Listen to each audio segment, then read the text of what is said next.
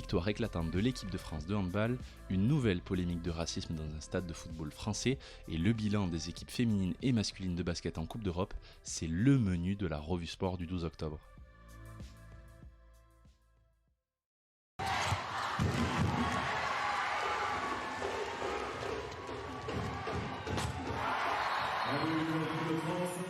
Quel festival! Pour lancer leur campagne de qualification pour l'Euro 2024, les Bleus affrontaient ce mercredi soir l'Italie au Palacium de Villeneuve-d'Ascq. Et on peut dire qu'elles n'ont fait qu'une bouchée des Transalpines en s'imposant très largement 50-16. C'est d'ailleurs pour l'anecdote le match le plus prolifique en but marqué côté bleu de l'histoire. Dans une faible opposition où les Italiens ont perdu le ballon à 25 reprises dans le jeu, l'équipe de France de handball a marqué bon nombre de buts en transition.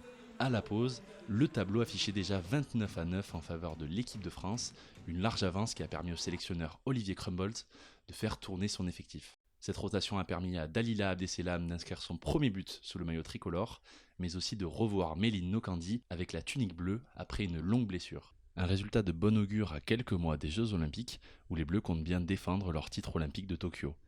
Et surtout, à quelques semaines du mondial qui débutera le 29 novembre prochain. Prochain rendez-vous samedi avec un déplacement en Lettonie.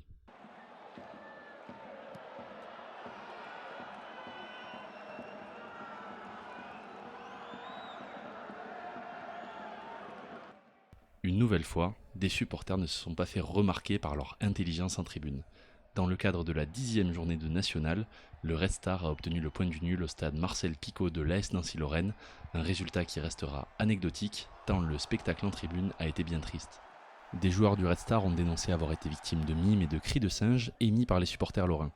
Leur entraîneur, Habib Bey, est ainsi apparu furieux en fin de rencontre au micro de Canal+, et exige des sanctions contre les auteurs. Quand j'ai 3 de mes joueurs qui viennent me voir et me disent « Coach, il mime des bruits de singe et tout ça », c'est inacceptable.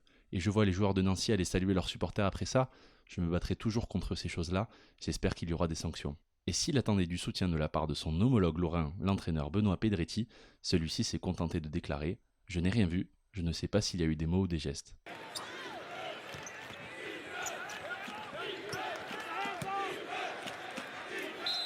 C'est une soirée à oublier pour les équipes féminines françaises engagées en Euroleague, en cause un mauvais bilan de 3 matchs pour autant de défaites. Dans la poule A, les Lyonnaises de l'Asvel ont subi une correction sur la pelouse bouillante des Turcs de Fenerbahçe, 106-57. Une déroute face aux tenantes du titre qui les place provisoirement à la 8e et dernière place de leur groupe après 2 journées. Du côté de la poule B, Basketland et Villeneuve-d'Ascq ramènent aussi une défaite de leur déplacement. Les Landaises étaient aussi opposées à une équipe turque, le Çukurova BK, et elles étaient encore dans le coup à 1 minute 22 secondes de la fin de la rencontre, avec 3 petites unités de retard. Mais 4 points pris coup sur coup ont scellé leur sort à 4 secondes du terme, malgré un panier à 3 points marqué pour finir. Score final 79-75 pour les locaux. L'Espagne n'a pas non plus réussi aux joueuses de Villeneuve-d'Ascq Lille Métropole.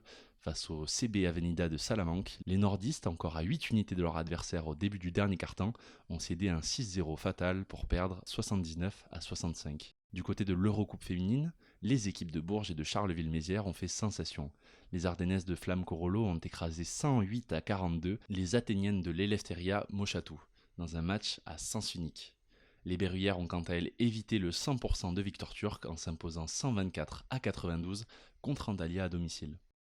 Tout roule pour le Paris Basket en ce début de saison. Avec un 5/6 en Betclic Elite, les hommes de Tuomas Isalo viennent de remporter leur 2e match de rang en Europe en terre italienne face au Reyer Venezia Mestre 75-81. Dans les joueurs en forme côté parisien, on retrouve TJ Shorts, 18 points et 6 passes décisives, et Nadia Rifi, 17 points, 3 passes décisives, qui ont grandement contribué à cette victoire hier. Et après 2 matchs, Paris est leader de sa poule A. La jeunesse laïque de Bourg-en-Bresse est aussi d'attaque sur la scène européenne. Les Burgiens ont une nouvelle fois fait le plein de points en s'imposant ce mardi sur le parquet italien de Trente. Au coude à 63 partout à 7 minutes du terme, l'AJL s'en est remise à son duo prolifique, Bryce Brown et Maxime Salache, pour infliger un 8-0 aux Transalpins. Un écart maîtrisé jusqu'en fin de match pour s'imposer par 7 points d'écart, 72-79.